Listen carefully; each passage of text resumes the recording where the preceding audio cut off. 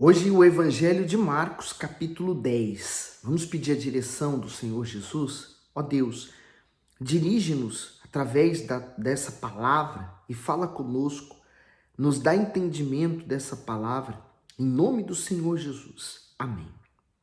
E levantando-se dali, foi para os termos da Judéia, além do Jordão, e a multidão outra vez se reuniu em torno dele e tornou a ensiná-los como tinha por costume. E aproximando-se dele os fariseus, perguntaram-lhe, tentando, é lícito ao homem repudiar sua mulher? Esses homens aqui, os religiosos, todas as vezes que se aproximava de Jesus, não era porque eles queriam ouvir os ensinamentos do Senhor Jesus, mas ele queria pegar Jesus de alguma forma, em alguma palavra. Eles queriam, de alguma forma, conseguir um troféu, através do Senhor Jesus. E aí no 3, e agora eles vão falar de um tema muito importante, o divórcio. Ninguém, na verdade, casa pensando em se divorciar. Todos que casam querem ser felizes. Mas o que o ser humano não entende é que no casamento tem que haver sacrifícios. Sacrifício de ambas as partes. Se eu sou solteiro, a minha vida é minha. Todo o meu tempo é meu. Mas quando eu caso, eu tenho que virar a chavinha lá do meu sistema, agora é dividido por 2. Se eu tinha 24 horas, agora essas 24 horas tem que ser dividida para 2. Se eu tinha o meu salário, o meu dinheiro todo para mim, agora eu vou dividir para 2. E é isso que as pessoas às vezes não entendem. Ela quer estar casada, mas manter sua vida de solteiro. Não tem jeito. Vai dar tudo errado. Mas no versículo 3 diz assim: mas ele, respondendo, disse-lhes, que vos mandou Moisés? E eles disseram, Moisés permitiu escrever carta de divórcio e repudiar. E Jesus respondendo disse-lhes, pela dureza dos vossos corações vos deixou ele escrito esse mandamento. Porém, desde o princípio da criação, Deus fez macho e fêmea. Por isso deixará o homem a seu pai e a sua mãe e unir-se-á à sua mulher. E serão os dois uma só carne. E assim já não serão dois, mas uma carne. Portanto, o que Deus ajuntou, não separe o homem. E em casa, tornaram os discípulos a interrogá-lo acerca disto mesmo. E eles lhe disse, qualquer que deixar a sua mulher e casar com outra, adultera com ela. E se a mulher deixar o seu marido e casar com outro, adultera. E diziam-lhes, e traziam-lhes meninos para que lhe tocasse. Mas os discípulos repreendiam aos que lhe o traziam. Jesus, porém, vendo isso, indignou-se e disse-lhes, deixai vir a mim os meninos, a mim, e não os impeçais, porque dos tais é o reino de Deus. Em verdade vos digo que qualquer que não receber o reino de Deus como menino, de maneira nenhuma entrará nele. E tomando-os nos seus braços, impondo-lhe as mãos, os abençoou. Vamos ver o que o Bispo Macedo diz no comentário? Tomando nos seus braços, o Senhor Jesus disse que somente quem tem o coração semelhante ao de uma criança pode descobrir a essência do Evangelho e da fé. Ele ilustrou seus ensinos com as crianças que estavam à sua volta, porque elas são naturalmente humildes, amorosas e espontâneas. Além disso, elas têm facilidade para perdoar e não são preconceituosas. Isso ensina que, para conhecer a Deus, o ser humano tem que abandonar o orgulho, o egoísmo e a hipocrisia e, com sinceridade, se submeter a Ele. Então, esse é um dos grandes exemplos, Como que nós nos aproximamos de Deus? Cheio de nós mesmos, cheio de conhecimentos, cheio de teorias, ou nós nos fazemos como crianças que são indefesas, que não sabem, de nada, não conhecem o perigo. Essas pessoas terminam por conhecer a Deus mais rápido. Você pode observar aqui na igreja, há pessoas que chegam, tem uma vida toda errada, teve uma vida destruída, teve uma vida muito bagunçada, mas elas, ao passar de um tempo, elas se entregam, se lançam, estão lá batizadas com o Espírito Santo. Há outras que não viveram uma vida muito errada. Elas sofreram, né, outros tipos de problemas, mas não fizeram nada de errado, né? Não feriram ninguém, não machucaram ninguém, elas estão feridas. Mas elas custam, às vezes, chegar na igreja e se entregar. Porque, às vezes, o conhecimento dela, o que ela aprendeu, o que ela sabe, está impedindo ela de receber o Espírito Santo. Mas aqui está a receita para a pessoa que quer receber o Espírito Santo se tornar como uma criança. No 17, ele diz assim: e pondo-se a caminho, correu para ele um homem, o qual se ajoelhou diante dele e lhe perguntou: bom mestre, que farei para herdar a vida eterna? E Jesus lhe disse: por que me chamas bom? Ninguém há bom senão um, que é Deus. Tu sabes os mandamentos? Não adulterarás, não matarás, não furtarás, não dirás falso testemunho, não fraudarás. Alguém honra o teu pai e a tua mãe. Ele, porém, respondendo, lhe disse: mestre, tudo isso tenho guardado desde a minha mocidade. E Jesus, olhando para ele, o amou e lhe disse: falta-te uma coisa. Vai, vende tudo quanto tens e dá aos pobres, e terás um tesouro no céu. E vem e toma a cruz e segue-me. Mas ele, pesaroso destas palavras, retirou-se triste, porque possuía muitas propriedades. Então, esse é o jovem rico, né? Ele, com certeza, mesmo por ser jovem e tá rico, é porque ele herdou essa herança, né? Mas há uma coisa aqui muito interessante, né? Ele era tão agarrado ao que ele tinha materialmente, que aquelas palavras foi como uma faca entrando dentro dele. Se ele correu até Jesus, né, porque ele queria algo com Jesus, ele queria mesmo, de fato, seguir Jesus, mas ele queria seguir Jesus da maneira dele, do jeito dele, da forma dele, e desse jeito não dá. Veja que ele tinha acabado de dar um exemplo da maneira como deveríamos seguir Jesus, como uma criança. Mas esse homem aqui, muito agarrado às coisas materiais. Olha o que ele diz agora, aqui no 23. Então Jesus, olhando em redor, disse aos seus discípulos: quão dificilmente entrarão no reino de Deus os que têm riquezas. E os discípulos se admiraram dessas suas palavras, mas Jesus, tornando a falar-lhes, disse-lhes: filho, quão difícil é para os que confiam nas riquezas entrar no reino de Deus. Então, ele quis agora explicar qual o motivo, né, dos que são ricos terem dificuldades para entrar no reino de Deus. Não é que ser rico vai levar você para o inferno, não é isso, né? A questão aqui, você pode ter muito dinheiro no seu bolso, mas você não pode ter dinheiro no seu coração. O problema das pessoas é que elas colocam as suas riquezas, né, as suas conquistas no coração. E o coração não é lugar para se guardar essas coisas. Então termina que essas coisas dominam. É como o jovem rico. Ele herdou, ele tinha muitas coisas, então ele colocou aquelas muitas coisas no coração dele. E o que provocou isso? Ele não conseguir aceitar, né, dar tudo aos pobres e seguir Jesus. Certamente Jesus não deixaria ele desamparado jamais. Mas ele está aqui então enfatizando isso, que o nosso dinheiro tem que estar no bolso, não no nosso coração. No 25. E é mais fácil passar um camelo pelo fundo de uma agulha do que entrar um rico no reino de Deus. Uma agulha é uma porta bem estreita. Então, cabe uma pessoa passa tranquilamente, mas um camelo muito grande, alto, né, espaçoso, certamente não passaria.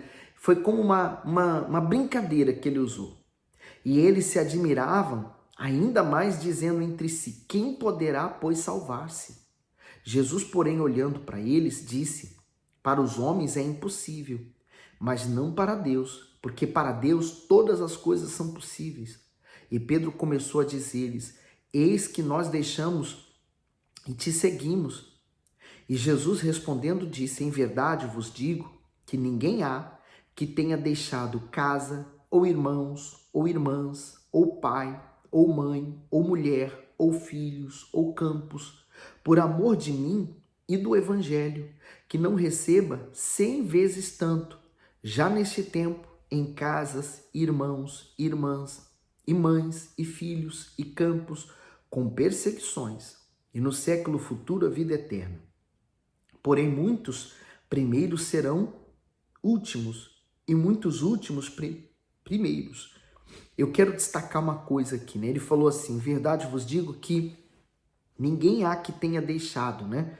E essa questão, às vezes, a pessoa ela leva para um outro lado, né? Ela leva para um lado errado do deixar. O deixar não é que você vai deixar de amar seu filho, seus irmãos, seu marido, sua esposa. Não, não é isso. Mas há pessoas que elas fazem do marido, ou do filho, ou dos irmãos, ou dos pais, o primeiro na sua vida. O primeiro ocupando o lugar de Deus. E a consequência disso é que você termina sendo escravo deles. Quando você conhece o Senhor Jesus e pelo que Ele fez, e você inverte essa ordem, então você coloca em primeiro lugar a Deus. E aí, em segundo lugar, se você é casado, sua esposa ou seu esposo. Se você não é, então são seus pais. E a seguir os pais, os irmãos. Se você é casado e tem filho, então é o seu cônjuge, depois os seus filhos, logo abaixo. Mas em primeiro lugar tem que estar Deus. Normalmente, se você vivia em função dessa pessoa e você troca, né? Então você agora vai viver em função de Deus. O seu amor vai passar primeiro por Deus para chegar ao seu familiar. Normalmente essas pessoas vão sentir, né? Porque se você vivia em função dela, agora você não vai viver em função dela, vai viver em função da sua fé, de Deus. Então, normalmente vai haver perseguições, naturalmente, mas nada que, com o tempo, essas pessoas a quem você ama não vão se sentir ainda mais amadas, porque o amor que elas vão receber não é seu diretamente para ela, vai passar por Deus e vai chegar a ela.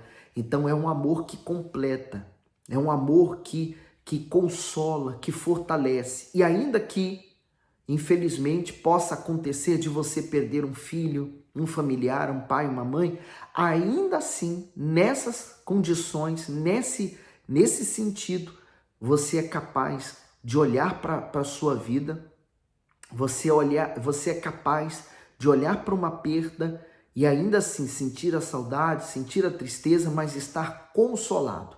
Porque o primeiro que está na sua vida é Deus, então ele termina por consolar você. Agora, se no primeiro lugar está um filho seu ou um marido e por acaso ele morre, você termina morrendo junto com essa pessoa. E aí ele diz no 32, e iam no caminho subindo para Jerusalém, e Jesus ia diante deles, e eles maravilharam-se e seguiam-no atemorizados.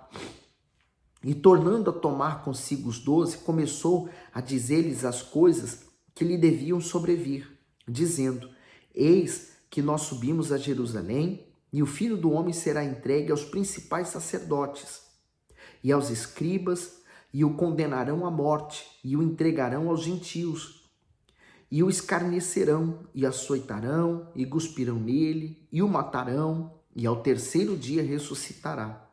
E aproximaram-se dele Tiago e João, filho de Zebedeu, dizendo: Mestre, queremos que nos faças o que te pedimos. E ele lhes disse: que quereis que vos faça? E eles lhe disseram: concede-nos que na tua glória nos assentemos, um à tua direita e outro à tua esquerda. E Jesus lhes disse: não sabeis o que pedis. Podeis vós beber o cálice que eu bebo e ser batizado com o batismo com que sou batizado? E eles lhe disseram: podemos. Jesus, porém, disse-lhes: em verdade, vós bebereis o cálice que eu beber, e sereis batizado com o batismo com que eu batizo, com que eu sou batizado.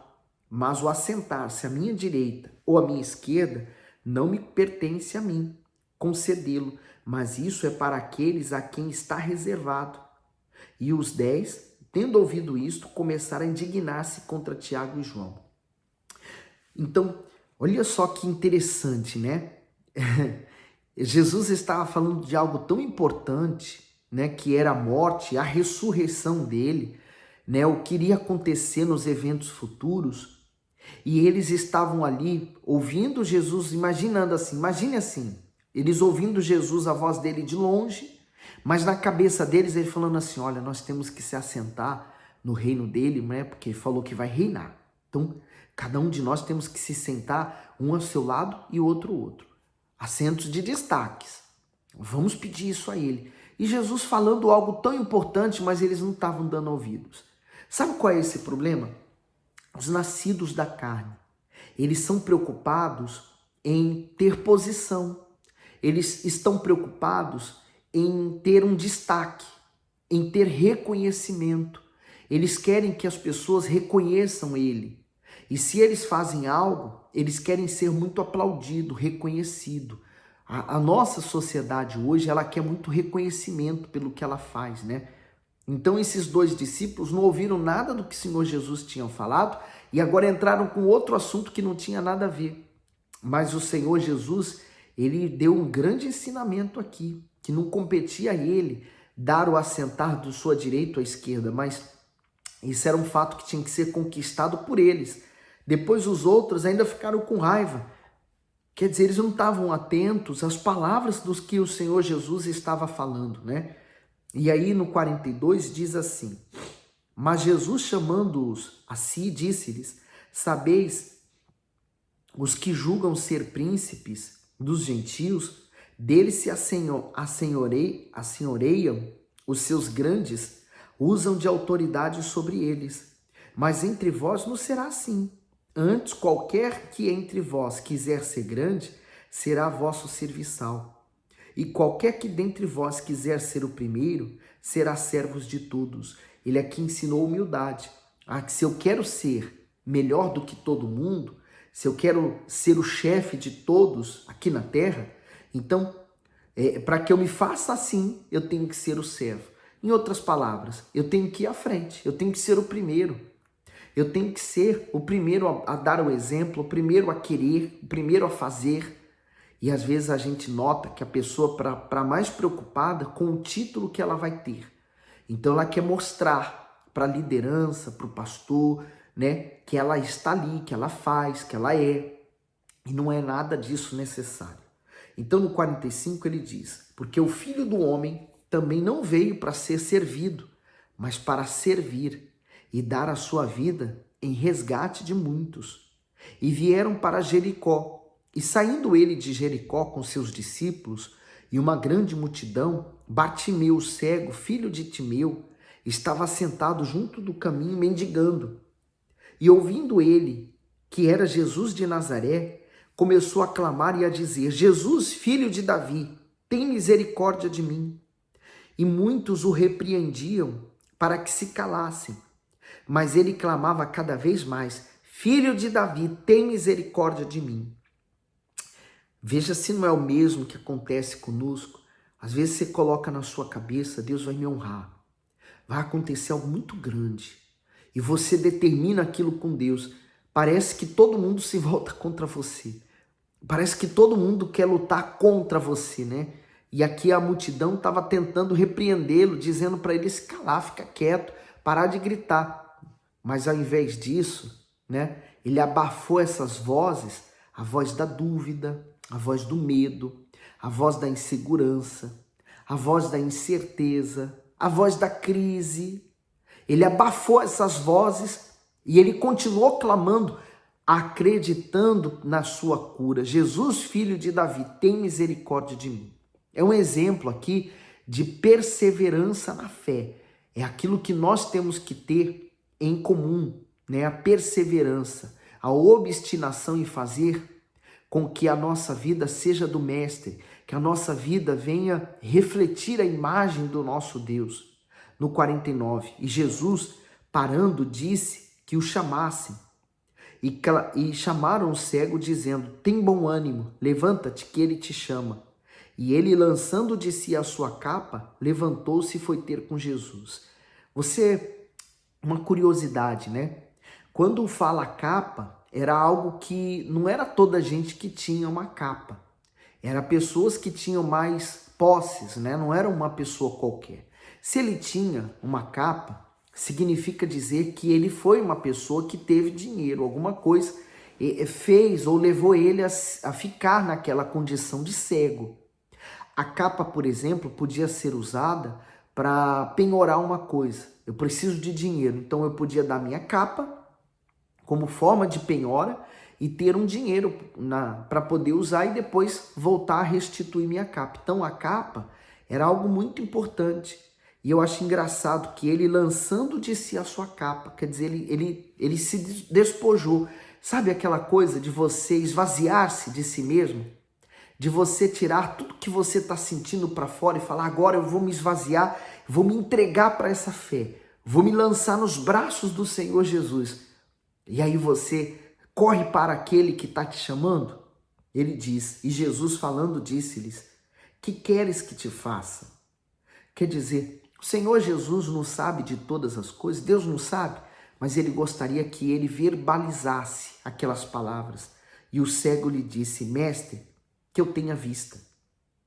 E Jesus lhe disse, vai, a tua fé te salvou. E logo viu e seguiu a Jesus pelo caminho. Sabe, Deus, eu acredito que também está chamando você à mesma fé, à mesma entrega, à mesma renúncia. Ali está falando a respeito da cura, mas agora eu quero levar esse versículo para o lado da sua entrega pessoal para Deus. Se dá da mesma forma, quando você se faz como uma criança e você esvazia-se de si mesmo e se lança nos braços daquele que hoje tem te chamado. Essas mensagens, ela tem te chamado. De alguma forma, Deus está te chamando. E até quando você vai ficar ouvindo a voz do coração, ouvindo outras vozes e abafando a voz de Deus? Deus tem dado para você oportunidades de você buscá-lo, de você se voltar para ele, de você tê-lo. Minha amiga, meu amigo, você pode ter Deus com você a qualquer momento. É como, por exemplo, se você agora parar tudo para fazer uma oração, você paga? Precisa pagar alguma coisa para você orar e falar com Deus? Não, você não paga. Você, por exemplo, acordar de madrugada e precisar orar, você vai pagar? Não, não vai. Você pegar a Bíblia, abrir a Bíblia para ler uma passagem, para tentar ouvir a voz de Deus, paga? Não, não paga. Vir para a igreja, você entrar aqui, buscar a Deus, ter aquela coisa tão gloriosa que é a presença de Deus, paga? Não, você não paga. Mas a internet você paga. E às vezes você dá mais atenção às coisas que estão na internet do que a Deus. Minha amiga, veja, abre os teus olhos. Você precisa buscar Deus urgentemente. E eu tenho certeza que se Deus está hoje chamando sua atenção para isso, é porque Ele está cuidando de você, tá bom? Que Deus abençoe e ilumine você ainda mais. Fiquem todos com Deus.